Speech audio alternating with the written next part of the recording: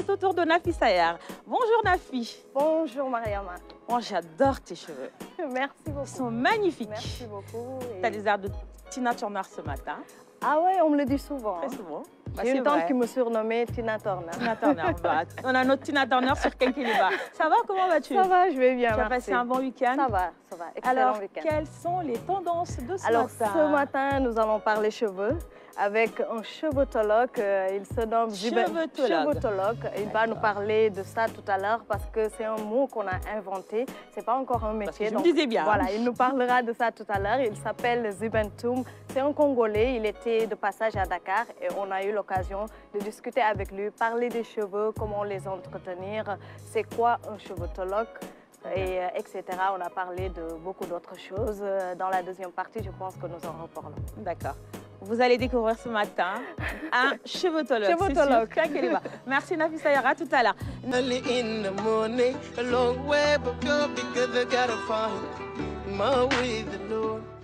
Sur Kenkeliba, la tendance, c'est Nafi Sayer. Ce matin, dans ta chronique, tu nous amènes à la rencontre de Zubentoum, un cheveux-tologue qu'on a hâte de découvrir. Tout à fait, Zubentoum qui est congolais, qui était de passage au Sénégal, à Dakar. Donc, on a eu l'occasion d'échanger avec lui. Et la première question que je lui ai posée, c'était c'est quoi un cheveux-tologue?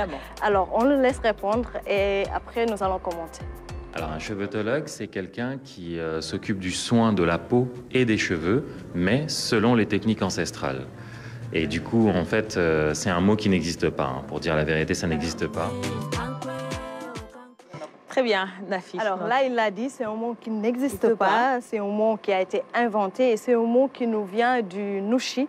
Le Nushi, alors, c'est une forme d'argot qu'on utilise en Côte d'Ivoire et en Afrique de l'Ouest. Et c'est une langue que les Ivoiriens ont utilisée, ont créée en prenant la langue française qu'ils vont peut-être, on va dire, malaxer avec et du joula. Trouver d'autres mots, comme aujourd'hui le mot cheveux-tologue. Alors, aujourd'hui, les cheveux-tologues, c'est un mot qui a été inventé, qui n'existe pas. Alors, est-ce un métier? Je vous propose de l'écouter encore une fois. Alors, pour le moment, ce n'est pas encore un métier. Il n'y a pas encore de formation. Je suis normalement, je crois, le seul cheveux-tologue. Mais par contre, oui, effectivement, je compte former des gens. Je compte faire en sorte que ce soit un métier. Je suis venue pour en apprendre plus sur nos cheveux, notre texture de cheveux. J'ai eu un bébé dernièrement et son papa est sénégalais, moi je suis martiniquaise et du coup ses cheveux, honnêtement je ne sais pas du tout comment s'en occuper. Moi-même déjà j'ai du mal à m'occuper de mes cheveux, donc du coup je me disais qu'avec cette masterclass j'aurais peut-être du coup des réponses à mes questions. Je suis venue pour redécouvrir une façon de prendre soin de mes cheveux, de ma peau et c'était vraiment, ça m'intéressait de découvrir quelles étaient les techniques ancestrales en fait. C'est ancestral encore. Alors là, aujourd'hui, d'abord, il compte former des gens, il compte en faire un métier. Et aujourd'hui, le plus souvent, comme il l'a dit, quand on parle de cheveux, les gens ont tendance à aller vers le coiffeur. Alors que le coiffeur n'est pas réellement formé à prendre soin de nos cheveux. Il n'est pas habilité à faire des soins de cheveux. Ce qu'il peut faire, c'est nous faire une très belle coiffure ou bien de jolies tresses. Mais quand on a des problèmes de cheveux, le plus souvent, c'est pourquoi d'ailleurs on voit des personnes aller voir le dermatologue. Parce que le coiffeur ne sait pas s'occuper des problèmes de cheveux.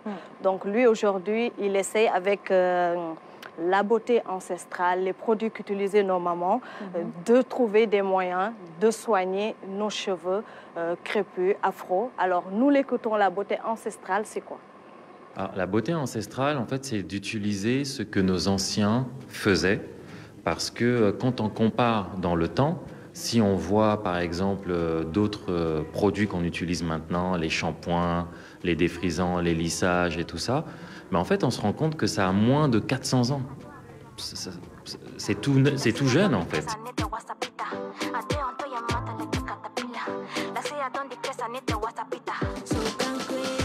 Quand on regarde l'être humain, surtout l'homme et la femme noire, ils ont plus de 5 à 10 000 ans. Donc sur toute cette période de temps, on n'avait pas besoin de tous ces shampoings, de toute cette chimie, et on arrivait à faire des coiffures vraiment très très belles, beaucoup plus élaborées que maintenant.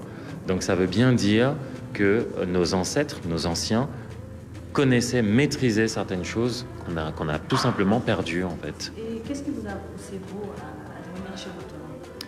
Ah, alors là, cette aventure pour devenir cheveux-tologue, ben, en fait, j'ai envie de dire le hasard, mais on sait tous que le hasard n'existe pas. Et donc j'étais consultant en entreprise et puis j'ai écouté une dame qui parlait qu'elle avait un institut et qu'elle arrivait à résoudre les problèmes de cheveux selon les techniques ancestrales. Cette dame, c'est Feu Gillette Lewat. Moi, je l'appelle Dame Lewat, donc elle était d'origine camerounaise. Et donc, je me suis dit, bah, je vais aller la voir pour l'aider à développer son business, tout simplement. Eh bien, en fait, je me suis fait avoir moi-même, entre guillemets, puisque lorsque je recevais les personnes qui venaient et qui avaient certains problèmes de cheveux, ben, je me suis rendu compte que ce n'était pas qu'une histoire de cheveux, c'était une histoire d'identité, c'était une histoire d'amour de soi, il y avait beaucoup d'autres choses derrière, et vraiment ça m'a passionné, et depuis, me voici. Dans toute chose, c'est très important.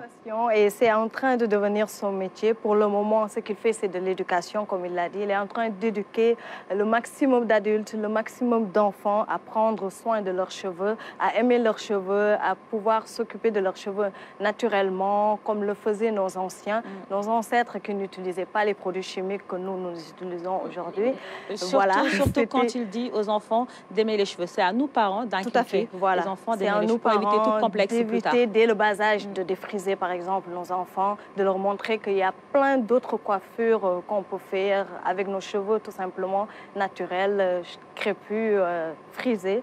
Et là, il répond à une question que je lui ai posée parce qu'on sait aujourd'hui, on est en Afrique. Souvent, quand on parle de coiffure, de cheveux, d'esthétique, etc., on pense automatiquement à la femme.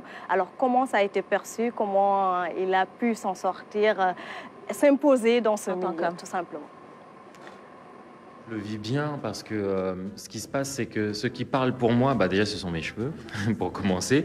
Donc, je viens, on se dit, bon, c'est un homme, mais il y a quand même des longs cheveux. Donc, on va quand même l'écouter un peu. Donc, je suis déjà ma propre publicité, on va dire. Et puis après, c'est mon expertise. C'est-à-dire que comme il y a des situations et que j'arrive à résoudre certaines situations, eh bien, on se dit, ah oui, quand même. Mais surtout, ce que je tiens à dire, c'est qu'en fait, il n'y a pas vraiment de métier d'homme et de métier de femme, puisque même dans les anciens temps, et même dans certains peuples encore, on se rend compte que les hommes aussi se coiffaient, les hommes aussi se maquillaient et se maquillent. Donc, en fait, cette distinction, c'est très récent, en fait. Là, je pense que je n'apprends rien même aux Sénégalais et aux Sénégalaises si je leur dis que dans les anciens temps, nos guerriers avaient certaines coiffures, ils avaient parfois même certaines scarifications qui faisaient que, en fait, le cheveu et la peau, c'était nos pièces d'identité. C'est-à-dire qu'à distance, je pouvais savoir si vous étiez déjà marié, si vous étiez une princesse ou pas, et de quel peuple vous étiez et tout ça. Par rapport à la coiffure, on pouvait savoir dans quel état vous vous trouviez, si vous étiez en période de veuvage ou si vous aviez 1 ou 2 enfants, toutes ces choses-là, en fait. Moyen d'expression autrefois. Tout à fait. Des valeurs traditionnelles africaines qui étaient associées aux coiffures, comme elle l'a dit, les ethnies qui traduisaient non seulement le statut social, l'âge, la religion, l'appartenance ethnique, et même spirituelle ou même politique. Hein. Donc aujourd'hui, peut-être qu'on se coiffe comme ça sans attacher de l'importance à ce qu'on fait. Mais avant, c'était un message qu'on lançait, c'était en fait une façon d'exprimer peut-être qui on est. Très bien. Merci beaucoup, Nafi Sayer. Merci à toi. De France 2, 5 milliards d'euros, soit 8 fois plus les femmes sénégalaises dépensent, soit 8 fois plus que ce que les femmes européennes dépensent. C'est surtout avec les cheveux naturels et tout ça qui coûte très cher. Bon, il faut qu'on se réveille, ma foi. Ouais, c'est très joli d'avoir ces cheveux naturels, Nafi Sayer, on est là. Et je remercie Mam Talla qu'on a eu à recevoir sur le plateau de Kenkeliba quand il a fait venir, je pense, Maître Gims au Sénégal. Donc c'est lui qui m'a mis en rapport avec le cheveux-tologue. Voilà. Oui. Ce matin, on a appris un nouveau mot. Merci beaucoup. Ouais, c'est un historien. Tout à fait. C'est un historien, très bien. Ouais. Moi, j'ai pris du plaisir à l'écouter. Oui. Vraiment, c'est profond ce qu'il dit. Et les coiffeurs d'autrefois, c'est de l'art, on va dire.